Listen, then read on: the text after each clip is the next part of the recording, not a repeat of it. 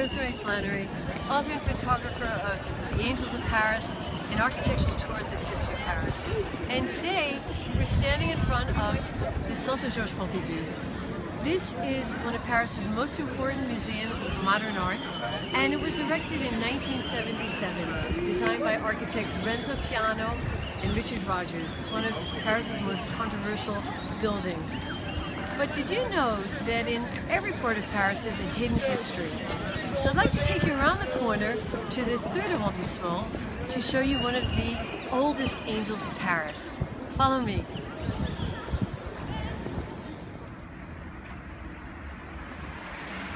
Today's angels have been here since the Middle Ages. We're in the Marais at 51 Rue de Montmorency, and this is the Auberge Nicolas Flamel. Auberge means inn.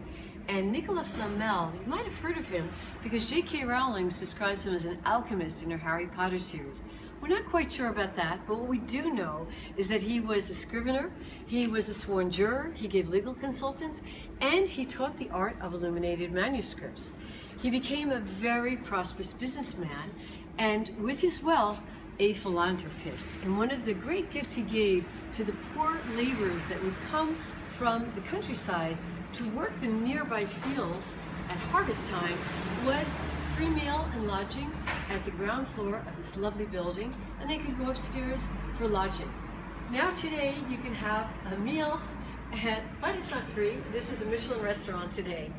But let's take a look at the angels themselves. They're carved in this warm limestone on 2 pillars that are flanking the entrance to the restaurant. The one on the top is holding a portable Provençal pan pipe. And you can see that right underneath is this toothy crenellated detail, and that recalls the architecture of the Middle Ages when the walls, cities were surrounded by walls. Right underneath there's another angel, and you'll notice they all have these beautiful moon-shaped halos and feathery wings, and this one is playing what's called a psaltery.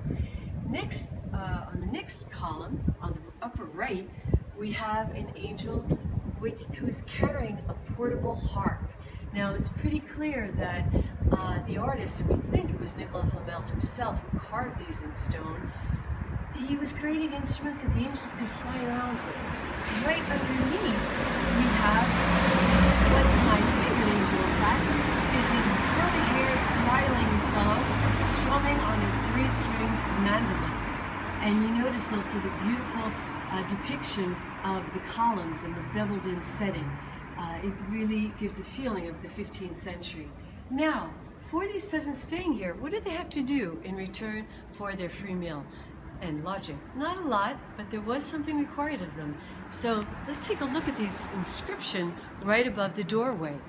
And what we'll see is that in medieval French it says, "We men and women laborers staying in this house, built in the year of grace 1407, are held to say every day a Pater Noster and an Ave Maria, praying God that His grace forgive poor sinners' trespasses." If you'd like to learn more about these angels, I write about them in my book, Angels of Paris. It's on page 44.